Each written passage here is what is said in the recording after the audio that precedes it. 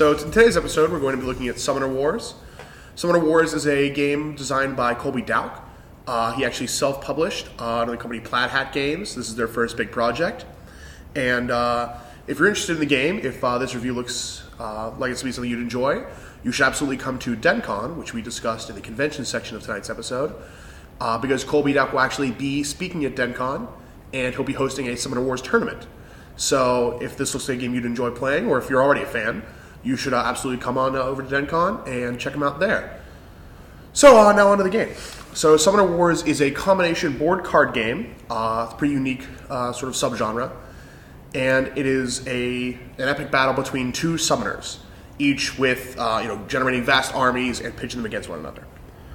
You win when you defeat your opponent's summoner, and lose when your own is destroyed. The summoner is like your king in chess. Once he's defeated, that's it. Your army's done.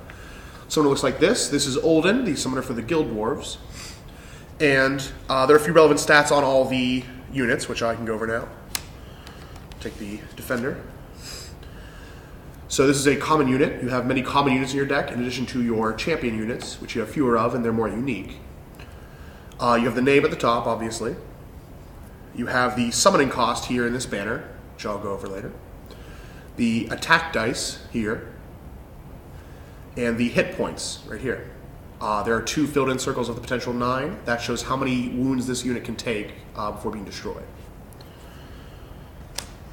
So, the game is played in a series of turns, which are taken in a series of phases. 6 phases. And in the first turn of the game is a little different. I'll go over that after I've explained the flow of a normal turn. So on your turn, the first thing you'll do is draw until you're holding 5 cards. On subsequent turns, when you might have a few cards in your hand, you'll draw however many you need to until you have a total of 5. Once you've done that, you move on to the summoning phase. In the summoning phase, you play units from your hand by paying their cost from the magic pool. As the game moves on, you'll have more and more cards in your magic pool, which you can then spend. So the magic pool, let's say I have some built from previous turns there. Start with none. If I want to summon a unit that costs, say, 1 magic point to summon, I flip 1 card over into my discard pile from my pool, and I summon him adjacent to a wall. At the beginning of the game, you have 1 wall. There are 2 more in your deck, which you can play as event cards, which I'll explain. The walls sort of act as summoning pools and also as defensive locations to move your units around. You may only summon units adjacent to the walls and not summon them diagonally from the wall.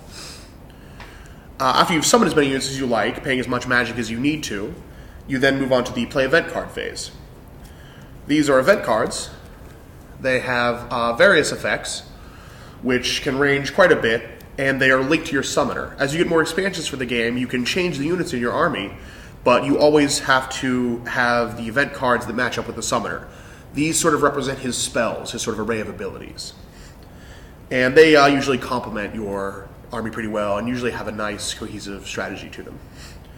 Once you've played as many event cards as you like, you move on to the movement phase.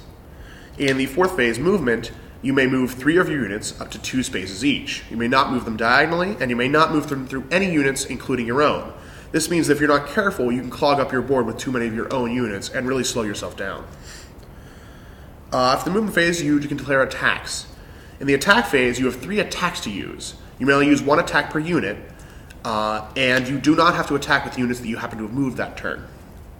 You may attack your own units in order to deny your opponent the opportunity to and to build magic for yourself. When you attack, you roll dice equal to the number shown in the top corner here. So in this case, it would be 1 die. In the case of Olden, 2 dice. A result of 3 or higher on the die is a hit. 2 or less is a miss. Certain effects can modify the die results, but I won't go into any specifics there. For every hit you do, you place 1 wound marker on the unit struck. If at any time the unit has as many wound markers as he has total hit points, he is destroyed and placed in the destroying player's magic pool, which you can, of course, then spend in a later turn to summon more guys. After you've declared all of your attacks, you go to the build magic phase. In this final phase, you can discard any number of cards you like from your hand directly into the magic pool to spend on a later turn. After you do that, you pass to your opponent, and play continues as such. On the first turn, things are a little different. On the first turn, the player who goes first in the entire game does not draw cards in the opening, does not summon because he has nothing in his hand to play, and does not play events for the same reason. He begins with the movement phase and may only move 2 units instead of the normal 3. That's how you begin. Also, setup is a breeze because there's a little reference card that shows your setup, so you can jump right into the action. Other than that, did I miss anything, Patrick? I don't believe so. All right. So yeah, that's how you play Summoner Wars. It's a game we've had a lot of fun with, and we'll tell you more about it in the review.